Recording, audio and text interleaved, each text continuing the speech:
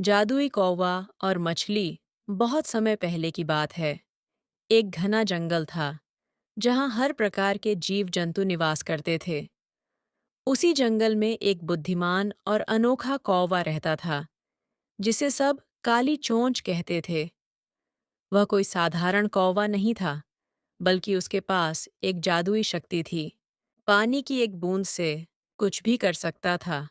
ये शक्ति उसे एक बूढ़े संत से मिली थी जब उसने एक बार उनकी प्यास बुझाने के लिए अपने छोटे से घोंसले में रखा पानी उन्हें दिया था। संत ने प्रसन्न होकर उसे यह वरदान दिया कि जब भी वह सच के मार्ग पर चलेगा, उसकी शक्ति बनी रहेगी। काली चोंच का प्रिय स्थान जंगल के बीचों बीच स्थित एक बड़ी झील थी जो कभी भी सूखती नहीं थी। वहां एक सुंदर चंचल मछली रहती थी जिसका नाम नीलिमा था। नीलिमा का मन बहुत चंचल था और वह हमेशा कुछ नया करने की कोशिश में लगी रहती थी। वह झील में रहने वाली बाकी मछलियों से अलग थी। उसे हमेशा बाहर की दुनिया की कहानियां सुनने में रुचि रहती थी। जब कोई पक्षी झील पर उतरता तो वह उत्सुकतापूर्वक उनसे नए स्थानों की बातें पूछती।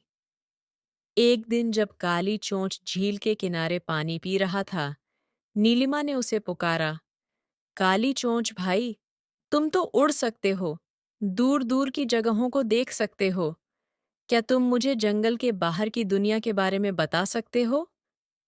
काली चोंच मुस्कुराया और बोला, बिल्कुल। दुनिया बहुत बड़ी और रहस्यमयी है। वहाँ ऊंचे ऊंचे पहाड़ हैं, रेगिस्तान है और अनगिनत नदियां बहती हैं। लेकिन दुनिया में हर जगह खतरे भी हैं। हमें अपनी जगह को छोड़ने से पहले बहुत सोच विचार करना चाहिए। नीलिमा को यह सुनकर और भी अधिक उत्सुकता हुई। वह सोचने लगी कि क्या वह कभी इस झील से बाहर जा पाएगी। काली चोंच ने उसकी आंखों में यह इच्छा देखी और बोला, अगर तुम सच में बाहर की दुनिया देखना चाहती हो, तो मैं तुम्हारी मदद कर सकता हूँ।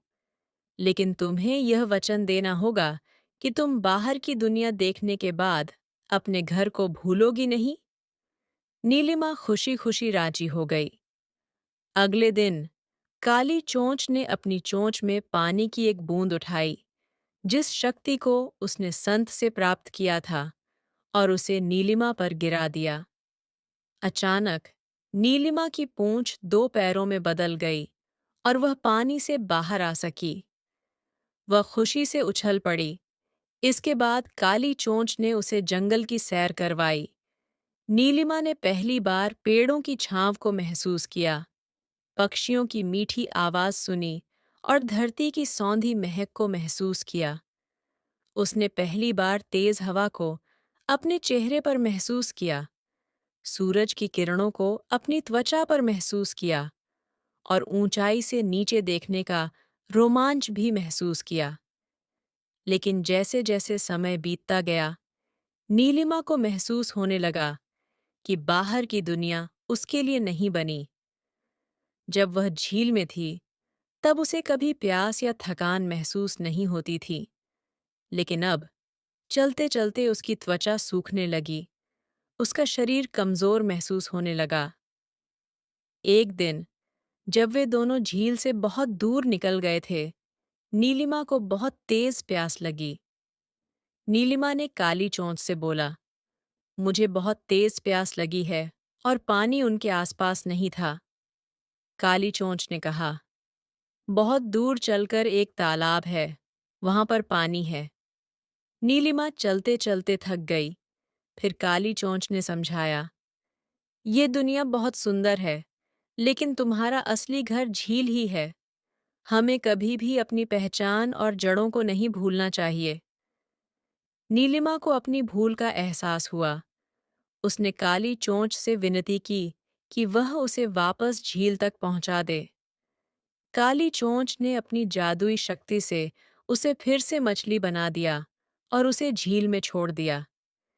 नीलिमा ने राहत की सांस ली और कहा, अब मैं समझ गई कि सच्ची खुशी वहीं होती है जहां हमारा दिल वास्तव में बसता है। उस दिन के बाद से नीलिमा ने कभी झील छोड़ने की इच्छा नहीं जताई। काली चोंच और नीलिमा हमेशा अच्छे मित्र बने रहे और उन्होंने जंगल के बाकी जीवों को भी यह सिखाया कि कभी भी अपनी असली पहचान और घर को नहीं भूलना चाहिए। नैतिक शिक्षा हमें अपने सपनों को पूरा करने की कोशिश जरूर करनी चाहिए, लेकिन हमें यह भी समझना चाहिए कि सच्ची खुशी हमारी जड़ों से जुड़ी होती है। बाहर की दुनिया आकर्षक हो सकती है, लेकिन हमारी पहचान और घर ही हमें वास्तविक शांति प्रदान करता है। कहानी पसंद आए तो लाइक कीजिए। इसी तरह की कहानी सुनने के लिए हमारे चैनल को सब्सक्राइब कीजिए। Thank you for watching.